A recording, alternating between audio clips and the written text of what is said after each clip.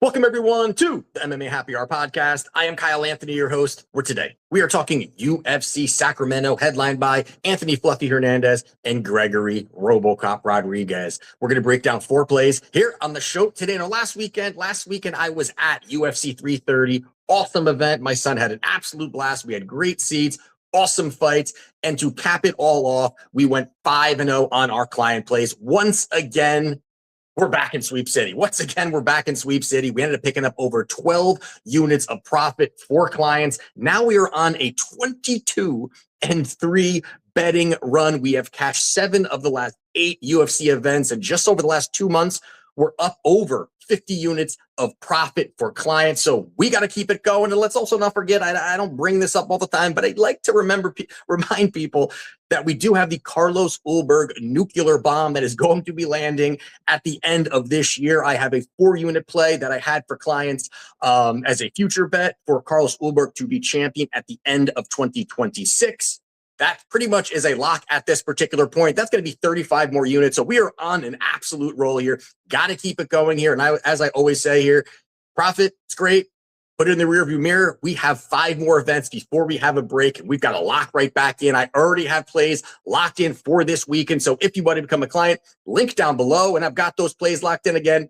4, 5, 6 plays by the time we get close to fight night. So with that being said, let's dive into the main event of the evening between Anthony Fluffy Hernandez and Gregory Robocop Rodriguez. And you got Hernandez sitting at -165 in the comeback here. We've got Rodriguez. He is plus 135. Now you got Fluffy here, who is an elite level wrestler with just incredible cardio. He's a guy that has smothering pace, smothering pressure, just wrestle after wrestle, takedown after takedown. He's just going to look to smother you, stay on top of you, look to grind out rounds, and really look to break you over, the rounds. If, even if he doesn't get a takedown early, he's going to just be repetitive with it, slow you down, and start to take over the fight. While on the other side here, you've got Rodriguez, who is a grappler with boxing and some power. Now, early in fights, he's got clean technical boxing, big power behind those combinations. And, he's someone that's going to be very comfortable trading very heavy in the pocket. Now, he does have grappling. He does have, high-level grappling credentials. He doesn't really go to it very much. We don't really see him,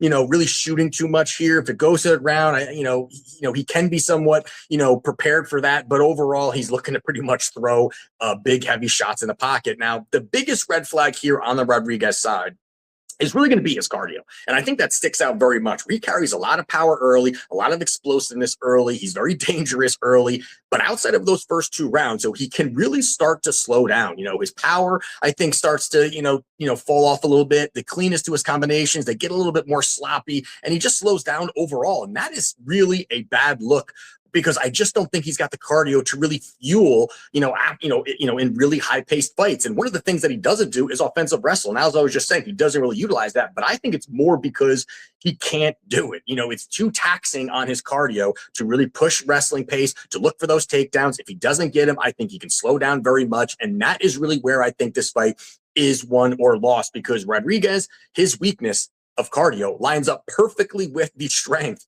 of Hernandez. And that's how I see this fight, because you've got Hernandez, who is, has a, 5-round cardio, and, he's built for 5 rounds. He's a guy that, his style is built to drag people into deep water, slow them down, work them. And I think that's where you're going to see opportunities where he's going to be able to get those takedowns. And even if he doesn't take Rodriguez down, on the first attempt, second, third, one, you're going to have to keep defending takedown after takedown from Hernandez, but also if he gets you down, you got to work your way back up. And if you get back up, he can look to take you down. And that rinse and repeat, just keep Rodriguez working. Even if he doesn't get the takedown, get him working, slow him down, grind on him, start to drain that cardio, slow him down. And that's really where, Hernandez can start to take over. And most of the opponents that Rodriguez has faced were strikers. He was the guy that had that wrestling edge. He was the guy that was able to, dictate the pace of if it's going to the ground. And that's not going to be the case here on Saturday night. It's clearly going to be Hernandez with those wrestling advantages. And even in one of the more recent fights for Rodriguez, where,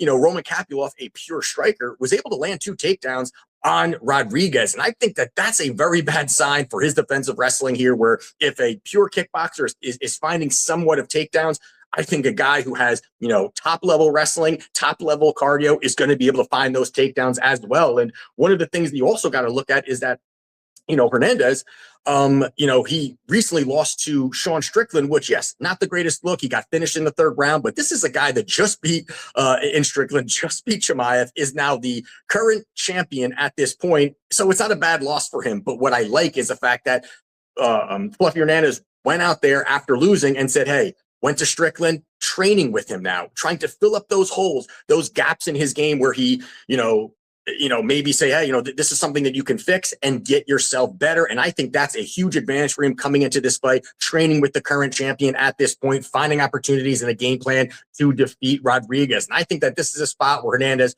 is going to overwhelm Rodriguez. Hernandez will be able to find the takedown, smother him, find that late finish, or really dominate on the scorecard. So give me Anthony Fluffy Hernandez to get the job done at -165. And the next one here we're going to talk about is going to be Vitor Petrino. He is -140. On the comeback here, we have Serghei Spivac. He is +120. They got Petrino here, who is an athletic and explosive fighter. He's a guy that's going to come forward, who's going to throw big, heavy shots. He's got power in his hands. He can mix in the wrestling there. He can slam you down. He's a guy that definitely is starting to really, I think, evolve his skill set a little bit. He's a little bit more raw. He does make mistakes in certain spots here, but he's a guy I think that is showing improvements. He's on a 3-fight win streak. And also he is coming off a nice victory over Steven Asplin, which I think was a good showing, was definitely a back and forth battle. He did get the victory there, but I think it showed toughness for Petrino. I think it showed that Petrino can go to war, but still really push forward because Asplin's going to push the volume out. He's going to stay in your face. He's going to take a shot and keep coming forward. And I think it did show Petrino that he was able to go out there and find that victory. Now, the other part here on the other side, you've got Spivac, who is a grappler, who really looking to grind at you. He's a guy that's going to look to kind of, look to get this fight to the ground. He's going to have submission ability. If he gets in top control, good ground and pound, can really keep you there, dominate, from that top position here. He is striking, is definitely hasn't, not really been the greatest, but in his most recent fight against Anthony D'Elia, he went out there and just jabbed, D'Elia's face off over the rounds and ended up getting the victory in a close fight, but ended up getting that victory. But for me, I'm not very high on Spivac. I'm just not, and I'm not high in his striking either. Now, it did look great when you're talking about fighting Anthony D'Elia in a fight, but I don't think that I'm not high on D'Elia at all. And I think the more cleaner combinations, the more cleaner striking is going to come from Petrino here. He clearly has more power. And the other part of it is that, Spivac doesn't have the best striking defense here. He has a negative striking differential, meaning he's getting hit more than he is landing per minute on his opponent. And that's where I really think that Vitor is going to find big opportunities to land big shots. If Vitor is landing big shots, landing more compared to what Spivac's landing, I think that he can put Spivac to sleep. But the big question here is going to be, can Spivac get a takedown? That's really, if he can start to work the takedowns, if, he's going to have clearly an advantage. If this fight goes to the ground, Spivac will have that advantage. But Petrino currently supports a 79% takedown defense rate. He's physically strong. He's going to have that physicality advantage as well. He's got good takedown defense. He can scramble. Even if it gets to the ground, I think that he does have the skill set to kind of work back to his feet, get back to his feet, and then end up, get his striking going. And I also think that Petrino is a guy that can get takedowns of his own. I think he can offensively wrestle here. I think that, Spivac's a guy that even if he gets a top control, he's dangerous. There's no doubt he's dangerous. But it's a lot different of a Spivac on the ground once he's on his back, and you're going to have Petrino dropping bombs and keeping you, in that position. And that's where I think that he's going to find a lot of success here. So money is coming in on Spivac. This line has tightened here. I think he was up to -175 or somewhere around there for Petrino. So it is coming in here, but I don't agree with that line movement here. I think that we're getting a discount here on Petrino. And I think a little bit too much is being made of that last win for Spivac. So give me Vitor Petrino to get the job done at -140. And the next one here we're going to talk about is going to be Nasrat Haqparast. He is -115 on the comeback. We have Chris Padilla. He is -105. Now, Nasrat is a solid striker with good volume. He's going to push that pace. He's going to stay in your face. He's long. He's rangy, has good distance management. There's definitely a lot of things that he can do on the feet. Slick southpaw, technical boxing, really nice things. He doesn't really have the power. That's one thing that I think Chris is going to have that advantage there. But also, I think that, Nasrat is a guy that I think has a little bit cleaner, more polished boxing. Now, Padilla is a well-rounded fighter. He is a guy that is looking to kind of grind up on you, push you up against the fence, control you there. Now, he does have skills in all area, but he's great nowhere. I think that he's just, he has, skill sets there, but I don't think that it's really superseding anything that Nasrat does have. Now you've got Padilla, who is, going to have some power, can mix it up in there, is going to be throwing big bombs, but he's a guy that has really leaned on that grinding, pushing opponents up against the fence, back up, throw big combinations, push you up against the fence, look for takedowns, crash the pocket, hold you up there, win control time. And that's where he's found some success here. But, one of the biggest things that we got to talk about just in general here on the Nasrat side, and I think it's the biggest elephant in the room, is going to be his last fight against Quillen Salkeld, where Quillen absolutely brutally knocked out Nasrat, which was a spot where we did bet Quillen in that spot, but it was a bad look for Nasrat. I mean, the guy was flatlined, laying there for a while. There's questions that definitely come from that where, how is he going to be when he returns? Is he going to be timid in the pocket? Is he mentally all there? It's very tough to quantify some of that when you're going to be on the betting side of things. But what I do like is the fact that he's taken 10 months to return. I never like it if it's going to be 4 months, 5 months. You've been brutally knocked out. A lot of times those guys don't really come back 100%. They don't really take shots very well. They feel like, oh yeah, I'm back, but they just can't absorb shots very well. I do like that he took 10 months to really come back in this spot. Now, striking wise, I do think that Nasrat does have the advantages here. I think he's got, strings combinations together better. I think that he's more rangy, works his angles. And I think Padilla is going to struggle really, getting his offense going, getting, in that rhythm. I think the cleaner striker is Nasrat in this spot. And I think Nasrat, the big part for him is going to be that volume. He's not going to just stand in the pocket and just swing and throw, one, obviously because he was just knocked out, but I think also that's just not how he fights. He's a point fighter. He's going to work from the outside, throw good combinations, get back into space, get back into range, throw some combinations, mix up that way, and not just look and just swing shots. And I think he can do that against someone like Chris. Now, wrestling might be a path here for Padilla where he's able to look for those takedowns and able to mix it up. But I do think that Nasrat has solid defensive wrestling here. He's got an 86% takedown defense rate. I think that can hold up here. He'll sprawl, he'll brawl, they'll be able to keep it at range. I think that's where he's going to find success and just outland in those exchanges in the pocket. And, I do think that, the Salkeld, head kick KO is keeping this line a little closer because people are worried about the durability right now of Nasrat. But I think that he's going to come back, and I think this is a great bounce back spot for him. We're getting a good price. It's going to be Nasrat Haqparast to get the job done in -115. And the last one here we're going to talk about is going to be Gage Young. He is -122 on the comeback here. We have Dorsainvil. He is +102. And you got Gage Young here, who is a decent boxer that's well-rounded. He's a guy that's, has some good volume, can mix it up. He's going to push that volume out, but he's tough. He's durable, can look for takedowns. He's like, again, another guy that's, he's 26. He's starting to get better and better here, but he's good everywhere, great at nothing again, but he's a guy that is, I think, getting better. And we're seeing that because he's coming off back-to-back wins over two, solid opponents in Thiago Moises and Mahashate. He went out there, landed over 120 significant strikes and really just put that pace on both those guys. Now you've got Stan here on the other side, who is an aggressive fighter making his UFC debut. Now that already to me is a red flag because, I never like betting a UFC debut fighter on short notice. And that's exactly what Stan's showing up here. Now, even if he was in camp and he was going to fight somebody in some other organization, it's a different opponent, a different arena, different spot, biggest fight of your career. Those are a lot of big things when you're really looking at this type of fight, that type of setup for him.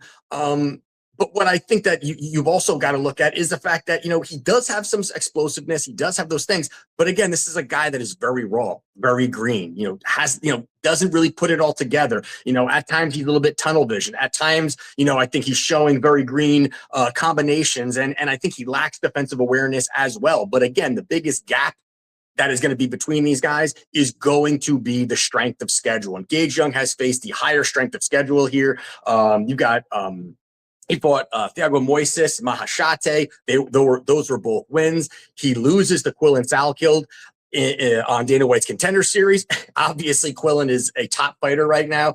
Evan Elder, another very tough fighter. I think all these guys would do very bad things to Stan, and he was able to go out there and get 2 victories here. While Stan has been fighting in LFA, peak fighting MMA organization here, and although it's Gage Young, and he's 26 and he, has shown mixed results, this is a step up in competition here for Stan. And plus Stan has only 5 MMA fights in his career. You've got Gage Young has 3 times the amount of MMA fights, which again is a big experience level. You've also got Gage Young, who is getting victories in the UFC as well. So there's a lot of things I think that are really up against him, up against Stan in this spot. And overall, I think that he's just too green. I think he's too raw. I think his technical skills are lacking. I think that Gage Young is the better boxer here. In combinations when they're in the exchanges here, I think that a lot of times you're seeing Stan reckless. He's wild. He's very aggressive. He overthrows sometimes.